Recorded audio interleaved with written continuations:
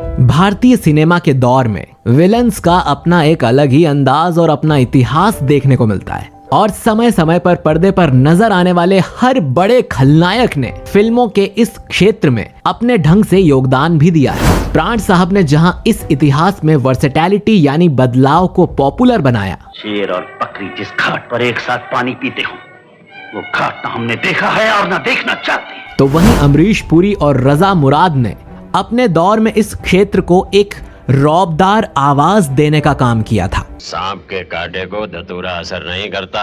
जिस सबूत का तू इंतजार कर रहा है उसके पन्ने हमने हवाओं में बिखेर दिए हैं। डैनी डेंगजोक्पा जहां विलन के तौर पर अपनी लगभग हर फिल्म में आलीशान जिंदगी बिताते नजर आते हैं। आग, पानी और भाई जी के साथ नहीं खेलना। तो वहीं अमजद खान ने गब्बर के किरदार से पहाड़ और डाकू जैसे शब्दों को एक अहम स्थान दिलवाया था। इन सब के बावजूद जब भारतीय सिनेमा में खूंखार और वहशी खलनायकों की बात होती है तो इन बड़े चेहरों से बहुत पहले से जो चेहरा हमारे जहन में आता है वो है मुकेश ऋषि का चेहरा। मेरा नाम है बुल्ला, रखता हूं खुल्ला। नमस्कार दोस्तों, मेरा नाम है अमन कुमार शिंदे और आप देख रहे हैं नारद टीवी, जिसमें आज हम बात करने वाले हैं मुकेश ऋषि के बारे में। मुकेश ऋषि का जन्म 19 अप्रैल 1956 को जम्मू के कठुआ जिले में हुआ था। इनके पिता स्टोन क्रशिंग यानी पत्थर तोड़ने का काम किया करते थे, जो इनका फैमिली बिजनेस भी था। मुकेश ऋषि ने अपनी शुरुआती पढ़ाई जम्मू से ही पूरी की थी और ये क्रिकेट भी बहुत अच्छा खेलते थे और स्कूल स्तर पर कई प्रतियोगिताओं में भी भाग लिया करते थे। क्रिकेट में अपनी दिलचस्पी के चलते इनका दाखिला स्पोर्ट्स कोटे से पंजाब यूनिवर्सिटी में हो गया था और जल्द ही मुकेश ऋषि कॉलेज क्रिकेट टीम के उपकप्तान भी बन गए थे। कॉलेज के दिनों के दौरान ही इनकी रुचि फिल्मी दुनिया में भी बढ़ने लगी थी, जिसका सबसे बड़ा कारण था इनकी हाइट और इनकी पर्सनैलिटी, जिसे देखकर हर कोई इन्हें भाई तुम्हें तो फिल्मों में होना चाहिए, अरे भाई तू फिल्मों में काम कर, अरे तुम फिल्मों में काम करो यार, इस तरह लोग उन्हें फिल्मों में काम करने को कहा करते थे।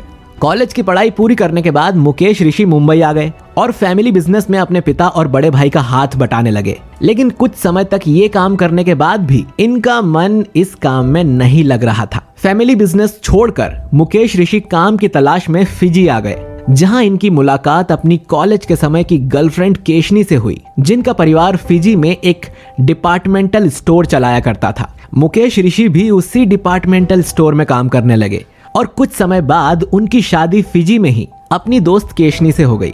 फिजी में काम करते हुए उन्हें एक कोर्स का पता चला जिसमें मॉडलिंग और रैंप वॉक की ट्रेनिंग दी जाती थी। अपनी कद काठी को देखते हुए दुकान के बाद मिलने वाले खाली समय का सदुपयोग करने के लिए मुकेश ऋषि ने यह कोर्स ज्वाइन कर लिया। कुछ समय बाद मुकेश ऋषि अपने स्टोर के काम के चलते न्यूजीलैंड आ गए, लेकिन वहां उनका सामना एक नए अनुभव से होने वाला था।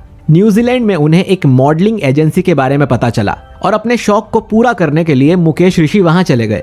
मॉडलिंग एजेंसी के मालिक ने मुकेश ऋषि की कद काठी और रैंप वॉक देखकर इन्हें सिलेक्ट कर लिया। अगले दिन जब एजेंसी के मालिक ने उन्हें रैंप वॉक के लिए अपने स्टोर से ड्रेस सिलेक्ट करने के लिए कहा तो वहां मुकेश को अपने साइज की कोई ड्रेस नहीं मिली और इसीलिए उन्हें अपने पहले मॉडलिंग असाइनमेंट को छोड़ना पड़ा। काम तो छूट गया, लेकिन मुकेश ऋषि को यह भरोसा मिल गया था कि वो मॉडलिंग की दुनिया में कुछ कर सकते हैं और इसीलिए न्यूजीलैंड में उन्होंने अलग अलग एजेंसियों के लिए रैंप वॉक करना जारी रखा। 7 साल बाद मुकेश अपनी बहन की शादी में शामिल होने के लिए मुंबई आए और अपने बड़े भैया से एक्टिंग की दुनिया में काम करने की इच्छा जताई और बड़े भैया की अनुमति मिलने के बाद मुकेश ऋषि इस चकाचौंध भरी दुनिया में अपना स्थान बनाने के लिए पहुंच गए। मुकेश ऋषि स्ट्रगल से पहले एक्टिंग के बारे में सब कुछ सीखना चाहते थे और इसीलिए उन्होंने रोशन तनेजा की एक्टिंग स्कूल में दाखिला ले लिया और साथ ही डांस मास्टर मधुमती से मुकेश ट्रेनिंग भी लेने लगे थे। रोशन तनेजा की एक्टिंग स्कूल में एक एक्ट के दौरान आयशा जुल्का के साथ अपने एक सीन को करते हुए मुकेश ऋषि इस तरह से उस सीन में डूब गए कि उनकी आंखों से वाकई में आंसू निकलने लगे थे। दोस्तों, 6 महीने के अंदर ही एक अभिनेता में इतनी परिपक्वता देखकर रोशन तनेजा ने मुकेश ऋषि से कहा कि अब तुम फिल्मों में काम करने के लिए तैयार हो, बाकी की एक्टिंग तुम्हें वक्त, हालात और अनुभव अपने आप ही सिखा देंगे। इसके बाद शुरू हुआ मुकेश के स्ट्रगल का दौर, जिसमें उन्होंने थम्स अप और च्यवनप्राश की कंपनीज के एड्स में भी काम किया। इसी बीच संजय खान अपने TV serial the sword of Tipu Sultan पर काम कर रहे थे। जिसमें उन्होंने काम की तलाश में भटक रहे मुकेश ऋषि को मीर सादिक नाम का किरदार निभाने को दे दिया। इस किरदार से उन्हें पहचान तो नहीं मिली, लेकिन कैमरे को फेस करने का अनुभव और एक्टिंग की कुछ बारीकियां उनको समझ में आ गई। इसके बाद मुकेश ऋषि घायल और हमला जैसी फिल्मों में भी छोटे किरदारों में नजर आए, जिसके बाद साल 1993 में डायरेक्टर प्रियदर्शन की फिल्म गर्दिश में इन्हें बिल्ला जलानी के किरदार में देखा गया था। अमरीश पुरी, जैकी श्रॉफ और डिम्पल कपाड़िया जैसे सितारों से सजी इस फिल्म में मुकेश के काम को बहुत पसंद किया गया था और इसीलिए मुकेश ऋषि फिल्म गर्दिश को अपनी ऑफिशियल डेब्यू फिल्म मानते हैं। दोस्तों, भारतीय सिनेमा में जहां हर कोई हीरो बनने का सपना लिए आता है, तो वहीं मुकेश ऋषि शुरू से ही अपना करियर एक विलन के तौर पर बनाना चाहते थे।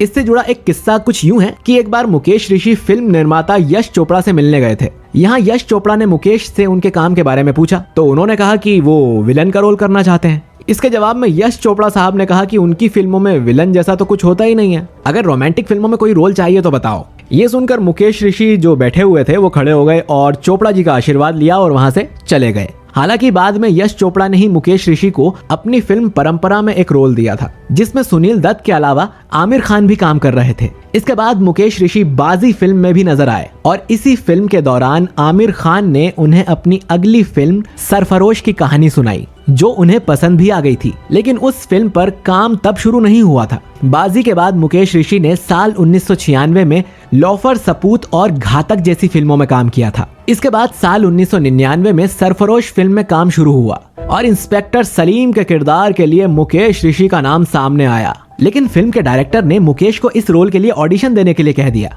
मुकेश जी, इस रोल के लिए ऑडिशन देना पड़ेगा। मुकेश ऋषि ने तब तक किसी भी फिल्म के लिए ऑडिशन नहीं दिया था, लेकिन एक ही एक तरह के रोल कर करके वो थक चुके थे, इसीलिए कुछ नया करने के लिए वो मान गए और इस तरह मुकेश ऋषि को इंस्पेक्टर सलीम का किरदार मिल गया।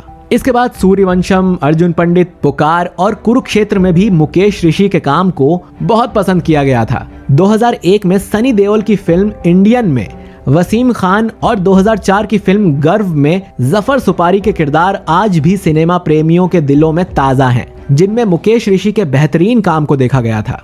मुकेश ऋषि ने बॉलीवुड फिल्मों के अलावा तेलुगु, मलयालम, कन्नड़, भोजपुरी और पंजाबी फिल्मों में भी काम किया है, जहां हर साल उनकी 3 से 4 फिल्में रिलीज होती हैं। नरसिम्हा नायडू, अधिपति और नमो वेंकटेशा जैसी तेलुगु फिल्मों के अलावा वॉर एंड लव और ब्लैक कैट जैसी मलयालम फिल्में भी इस लिस्ट में शामिल हैं। बदलते समय के साथ साथ बॉलीवुड फिल्मों में विलन के किरदारों में भी बदलाव आता है और 21वीं सदी में जब हिंदी सिनेमा के खलनायकों की अहमियत फिल्मों में कम होने लगी, तो मुकेश ऋषि ने साउथ इंडस्ट्री में ज्यादा काम करना शुरू कर दिया, जहां पर विलन आज भी वैसे ही हैं जो 80s और 90s की बॉलीवुड फिल्मों में हुआ करते थे। 2010 में आई computer animated film Ramayana the epic में हनुमान का किरदार निभाने वाले मुकेश ऋषि खिलाड़ी 786 और फोर्स में भी नजर आए थे।